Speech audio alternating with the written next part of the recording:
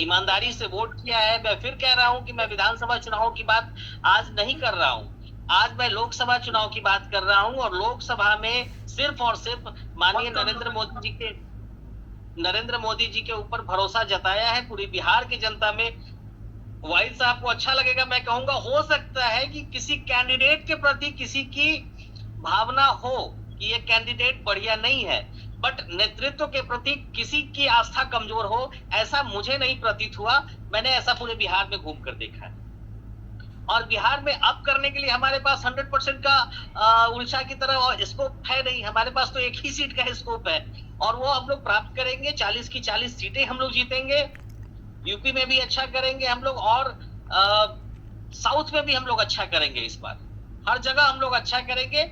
और आप देखेंगे कि जब 2024 में सरकार बनने की बारी आएगी तो सारे अंकगणित फेल हो जाएंगे और मोदी जी ही शपथ लेंगे, मोदी जी ही प्रधानमंत्री अगले बनेंगे।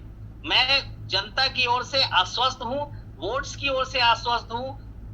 बाकी कोई बड़ी घटना दुर्घटना होने की अब कोई संभावना नहीं है, क्योंकि चुनाव हो चुके हैं।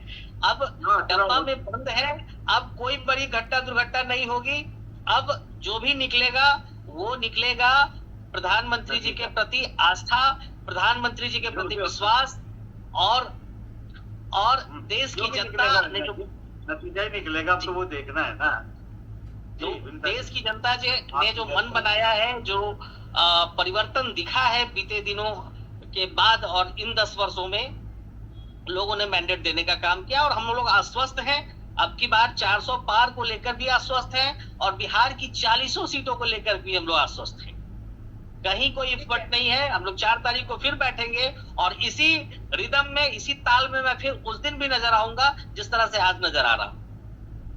ठीक है, हमारे साथ जुड़े हुए हैं जो कि आम जनता के एक पक्ष को भी सामने रखेंगे, क्योंकि खास तौर से अगर बात की जाए एग्जिट पोल को लेकर तो क्या तरीका होता है, लोग जनरली इस पर कितना विश्वास कर सकते हैं, क्या वाकई में एक सही पैमाने के साथ में बात सामने आ रही है, ये भी एक बड़ा सवाल है। रविंद्र जी अपना माइक अनम्यूट कर लीजिए। मैं आपसे जानना चाहती हूँ, क्योंकि जिस तरह से आप एसोसिएशंस के साथ जुड़े रहे हैं, आप इस बात के जवाब बेहतर तरीके से दे सकते हैं। जी। I think there need to be a correction. The name myself Gurmukh Singh Bawa, not Ravin. Like and the name.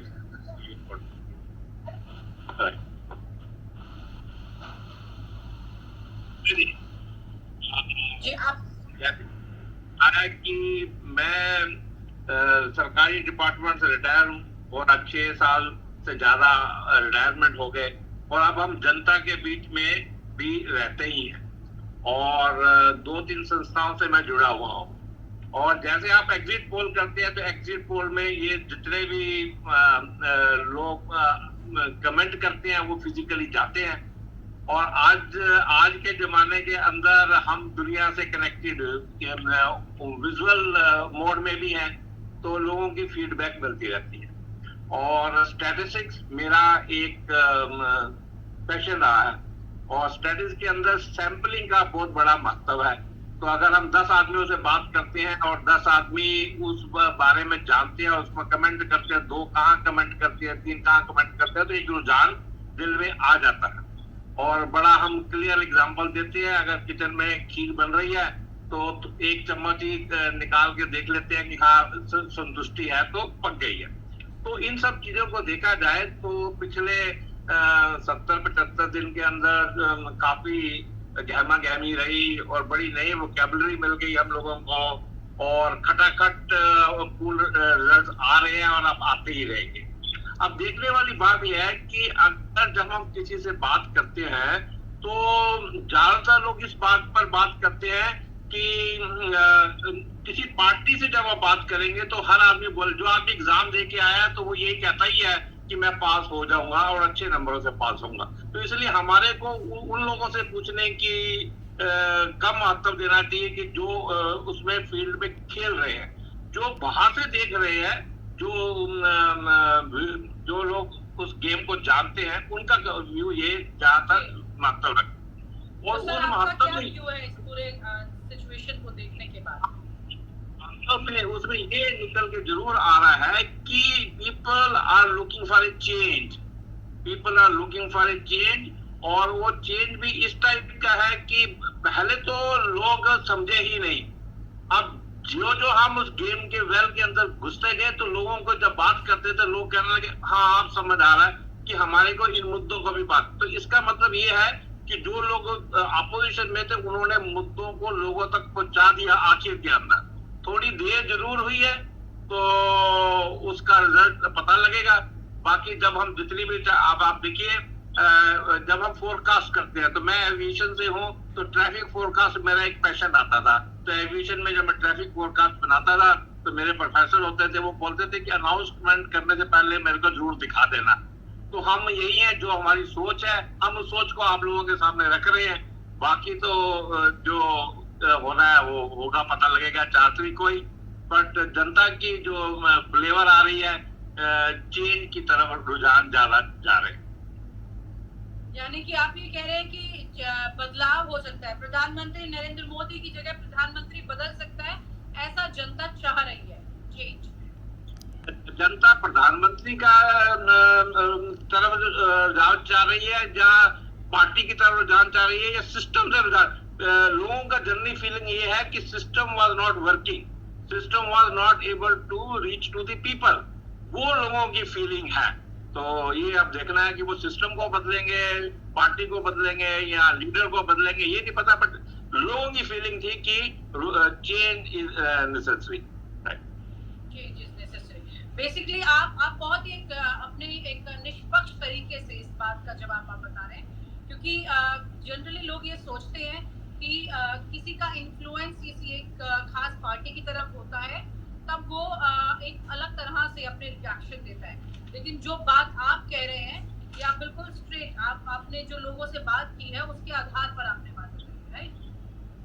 बिल्कुल, मैं तो रोज की बात करता हूँ। और ये मतलब जितने भी लोग मीडिया के हैं, जितने भी लोग जर्नलिस्ट में हैं और ऐसे माहौल में बात करते हैं, उनको पता नहीं कि मैं उनकी इंफॉर्मेशन को कब कहाँ कैसे यूज कर सकता हूँ। मैं अपने दिमाग में ही रखता हूँ। पर अगर आज आपने आज आपने मेरे को बुला दिया और I got an opportunity to open my mind, जैसे आप फ्रैंक पूछते वैसे ही मैं फ्रैंकली आपको बताना चाहता हूँ कि जहाँ तक मेरा माहौल बन रहा है, आखिर के अंदर जाके बॉल जो है ना वो होल की तरफ जाती हुई नजर आ रही है और चेंज की तरफ जनता गई है।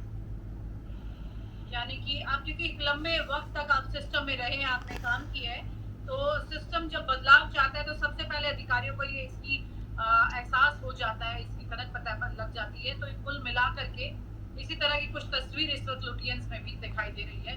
ज्यादातर अधिकारी जो है वो कुछ इसी तरह की सोच रखे हुए हैं। यहाँ पर भाई जी एक बड़ी बात यह है कि पिछले कुछ दिन से ये खबर भी आ रही है कि कुछ खास अधिकारी हैं जिनको किस तरह से परमानेंट किया जा रहा है, या फिर अगर हम बात करें कि कुछ रिकॉर्ड्स की अगर बात करें, कई जगह आग लग चुकी है मंत्रालयों के खास सेक्शंस में।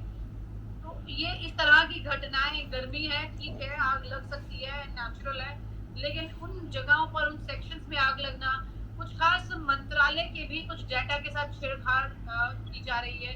तो ये किस तरह इंगित कर रही हैं चीजें? क्योंकि अभी जो निकल के आ रहे हैं आंकड़े एग्जिट पोल के, वो तो ये कम से कम कह रहे हैं कि आप तस्वीर जो है वो अभी एक तरह पूरी तरह से बदली नहीं है, लेकिन धीरे धीरे बदलाव की तरफ अभी एक एक राज्य के साथ जा रहे हैं। हो सकता है पूरी तस्वीर पूरी हो तो पता लग जाएगी बदल चुकी। देखिए बड़ी सीधी बात है, जो स्टेट आपने बताए हैं ना, उन स्टेट में आप अगर कर्नाटका का और ऐड कर देंगे तो स्थिति बिल्कुल क्लियर हो जाएगी। सिर्फ कर्नाटका ऐड करने से ही क्लियर हो जाएगी। क्योंकि देखिए बड़ी सीधी बात, बिहार में भारतीय जनता पार्टी के पास होने को कुछ भी नहीं था। एक सीट का जो है बची थी वो एक यानी पूरी थी।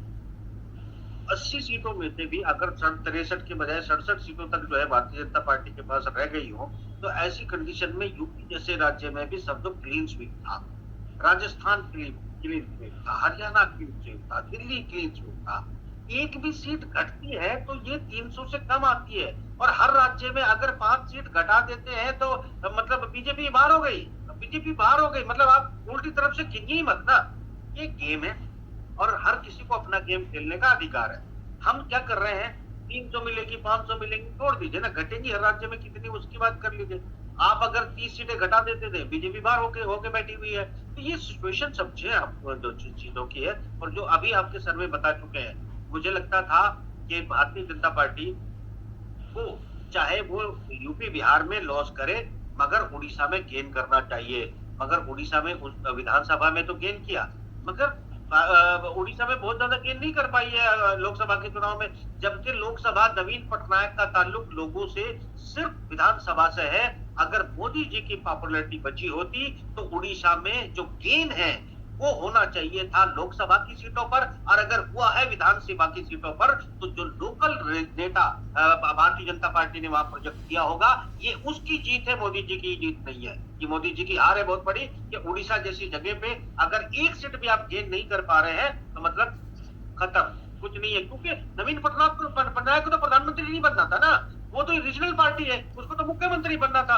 मुख्यमंत्री में वो गेन करते समझ में आता, मुख्यमंत्री की सीट असेंबली की सीटों में लॉस किया, और वो जो है आपका गेन किया आपका उल्टा लोकसभा की सीटों पे। तो इसको क्यों ना माना जाए कि ये जो मैंडेट है नवीन पटनायक को, ये तो दूसरों की तरफ जाने के लिए दे दिया गया है। अब चीजों को थोड़ा सा जो है लोग बड़े समझदार हैं, और उससे बहुत कुछ चल रहा था उड़ीसा के अंदर, वो भी बहुत अलग मैटर था। तो यहाँ उस पर बाद में बात की जाएगी। विनीता जी, क्लियर हो रहा है मैटर, और आहिस्ता आहिस्ता रिजल्ट आप उसी तरफ खोलेंगी। और जो आप नहीं खोलेंगी, जो चूंकि जो जैसे आप हमारे जो है पावा साहब ने बोला कि देखिए जो वो सैंपल होता है वो मैटर करता है कि आपने कितने लोगों से लिया और कितने लोग आपको मिल पाए। यहाँ मैं ये जरूर कहूंगा कि आसपास होते हैं, मगर आसपास में भी एग्जिट पोल में अगर बहुत एग्जिट भी होता है तो भी 10-15 सीटों का मामला रह जाता है। अगर 10-15 सीटों का मार्जिन होता है तो 10-15 सीट में तो मोदी जी और अमित शाह जी अपने घर चले जाएंगे।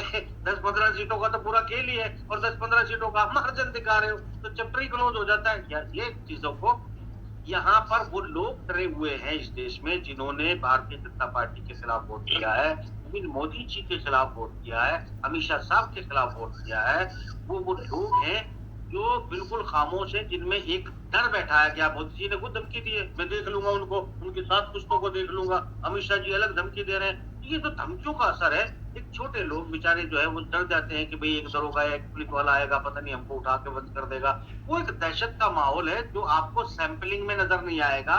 बहुत कोशिश, पहले इतने नहीं डरते थे लोग, जिस तरह टीवी के सामने इस बात खुल के बोलने से जितने लोग घबरा रहे थे, जो कमजोर तबके के लोग थे, जो फाइनेंशियली कमजोर थे, उन्होंने अपनी ओपिनियन देने से बड़ा उनमें दहशत थी। क्योंकि दहशत जो है, जो स्टालिन का दौर यहाँ पर दिखाई दिया ना भारत में, मोदी जी का और शाह का जो आखिरी 2 साल है, ये तो हमको लग रहा था हम जो है स्टालिन के युग में आ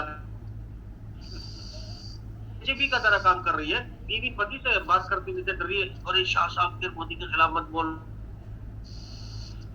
किसका एजेंडा निकल जाएगा। ये तो गुजरात में माहौल बनाया दूंगा उत्तर प्रदेश के उन लोगों को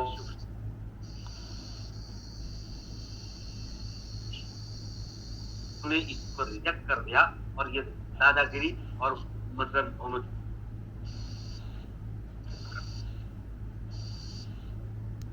जी शिवम, यूपी पे आपने पहले भी प्रश्न किया था, उस वक्त शायद मैं उसका उत्तर नहीं दे पाया। अखिलेश यादव और राहुल गांधी के दोनों की जानना चाह रहा हूँ। मैं बता रहा हूँ। जब भी कोई लड़ाई होती है, चुनाव की लड़ाई हो या कोई खेल हो, तो वहां 2 पक्ष होते हैं, तो दोनों पक्षों को हमें समझना होता है आकलन के तौर पर।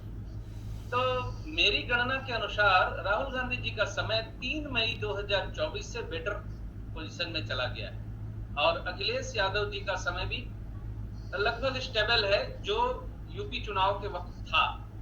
यूपी चुनाव में आप जानते हैं अखिलेश यादव शायद 45 से 125 पे पहुंचे थे। तो वहां, और तीसरा फैक्टर जो है योगी जी का, योगी जी की इस वक्त एस्ट्रोलॉजिकली शनि में बुध की अंतर्दशा चल रही है, और बुध की अंतर्दशा उनकी फेवरेबल नहीं है।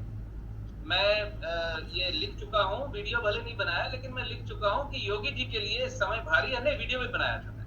योगी जी के लिए समय भारी है, और आप जान रहे हैं लगातार उनके नाम पे चर्चा आती रहती है कि उनको हटा दिया जाएगा, उनके हाथ से शक्तियां छीन ली जाएगी। अभी किसी और का नाम भी उभर आया कि उनको मुख्यमंत्री बनाया जाएगा। तो योगी जी का समय भी इस वक्त थोड़ा कमजोर चल रहा है। एज ए पार्टी बीजेपी का इस वक्त समय कमजोर चल रहा है। और आप अगर कह मैं रहे हैं सिद्धार्थ जी समय कमजोर चल रहा है, मैं एक बार आपको टोक रही हूँ। यहाँ पर जी न्यूज का एग्जिट पोल भी आ गया है और जी न्यूज का एग्जिट पोल कह रहा है 335 से 366 सीटें एनडीए ये किसका इंडिया किसका एनडीए जी न्यूज का इंडिया 118 से 133 और अदर्स 43 से 68। अब इसमें क्योंकि अब यहाँ पर ये जो एग्जिट पोल आ रहे हैं, मैंने आपको इस कार्यक्रम की शुरुआत में बताया था कि 2019 में जो एग्जिट पोल आए थे उसमें कितना डिफरेंस था वाकई में जो रिजल्ट आया उसको लेकर। और साथ में बिहार की बता दूं मैं यहाँ पर राजीव जी, उसमें इनका ये कहना है कि एनडीए 32 से 37, इंडिया गठबंधन 2 से 7, अदर्स 1। मैं बोलूं? जी सिद्धांत जी। जी विनीता जी, एग्जिट पोल क्या आ रहा है या क्या नहीं आ रहा है, मैं तो उसकी तरफ देखता भी नहीं हूँ। मतलब मैं देखता हूँ दर्शक के तौर पे, वो अलग बात है, लेकिन जब मैं अपनी बात करता हूँ और अपनी गणना के अनुसार जब कोई बात कहता हूँ तो मैं एग्जिट पोल नहीं देखता। और क्या बोला जा रहा है, दूसरे क्या बोल रहे हैं, या कोई समर्थक या विरोधी क्या बोल रहा है, वो भी नहीं देखता। मैं अपनी गणना के अनुसार बता रहा हूँ। योगी जी का समय थोड़ा सा पहले से बेहतर नहीं है इस वक्त, और पार्टी के हिसाब से बीजेपी का समय डाउन है। मोदी जी का डाउन मैं पहले ही बोल चुका हूँ। और अखिलेश यादव आप समझिए 40 से 125 पे गए थे। अब जरा सा और पीछे जाइए तो 2019 में अखिलेश यादव जी की कितनी सीटें थी? सीटों के तौर पे 40 थी, 40-45 थी। आज 2024 में अखिलेश यादव की सीटें 125 है। वो पहले से दुगनी से भी ज्यादा शक्तिशाली। ये फैक्ट है ना? क्या ये फैक्ट, इसका असर लोकसभा चुनाव में नहीं पड़ेगा? मेरा अपना आकलन है, मैं ये आकलन 1 साल पहले से दे रहा हूँ कि यूपी में इस बार 40 से 50 के अंदर बीजेपी सीटें, 40 से 50 सीटों के अंदर बीजेपी। जी